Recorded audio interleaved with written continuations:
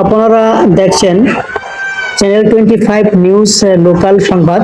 আমি আছি ফকিরের বাজার থেকে কাকরপুরা সড়কে। চলুন দেখে নেওয়া যাক রাস্তার বর্তমান অবস্থা।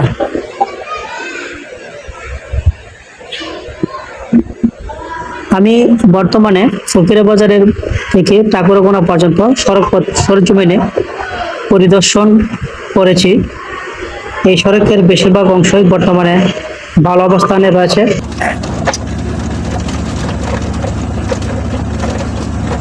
পাইকপাড়া স্কুলের আগ পর্যন্ত প্রায় 2 থেকে 2.5 কিলোমিটার রাস্তা বেশ ক্ষতিগ্রস্ত এবং ভাঙাচোরা অবস্থায় রয়েছে। এই অংশের চলাচল করতে সাধারণ মানুষ এবং যানবাহন চালকদের নানা ধরনের সমস্যার সম্মুখীন হতে হয়। তবে সুখবর হলো যে আমাদের নেত্রকোনা আসনের মাননীয় সংসদ সদস্য ডক্টর আনোয়ারুল ইসলাম এই রাস্তার উন্নয়নের উদ্দেশ্যে একটা উদ্যোগ গ্রহণ করেছেন। স্থানীয় জনগণের প্রত্যাশা দ্রুত সময়ের মধ্যে রাস্তার ক্ষতিগ্রস্ত অংশ সংস্কার করা হচ্ছে। এই রাস্তার কাজ সম্পন্ন হলে নেত্রকোনা থেকে কাকরকোনা এবং আশপাশের এলাকার মানুষের যাতায়াত আরও সহজ, নিরাপদ এবং স্বাচ্ছন্দ্যময় হবে।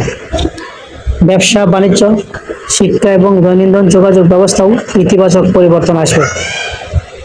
আমি বর্তমানে একটি লেগুনা থেকে আপনাদের রাস্তার বিভিন্ন অংশ দেখানোর চেষ্টা করছি। সময় ও পরিস্থিতির কারণে পুরো রাস্তা দেখানো সম্ভব না হলেও গুরুত্বপূর্ণ অংশগুলো আপনাদের সামনে তুলে ধরছি।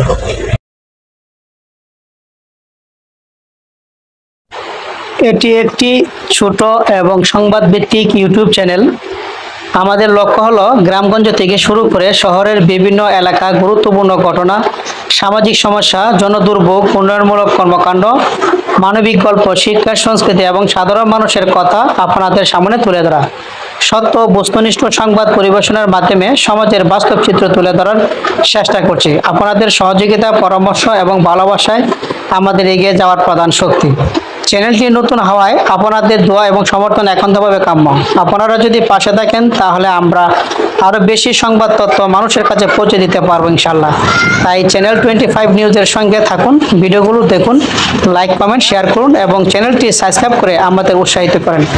সবার দোয়া এবং ভালোবাসা কামনা করছি। সবাইকে ধন্যবাদ। রাস্তাটা অনেক খারাপ রাস্তা, লেগুনা যাইতে পারে না, কিছু রাস্তা আছে এত খারাপ যা মানুষের চলাচল করতে অনেক সমস্যা হচ্ছে। অনেক খারাপ রাস্তা, দেখেন গাড়ি যাইতে পারতেছে না।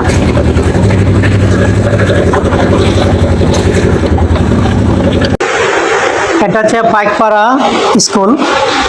এই পাইকপাড়া স্কুলের আগ পর্যন্ত 2 থেকে 2.5 কিলোমিটার রাস্তা একটু সমস্যা। বর্তমান আমাদের নেত্রকোনা আসনের যে ডক্টর আনোয়ারুল ইসলাম এমপি সাহেব, তিনি উদ্যোগ নিয়েছেন রাস্তাটি মেরামত করার জন্য।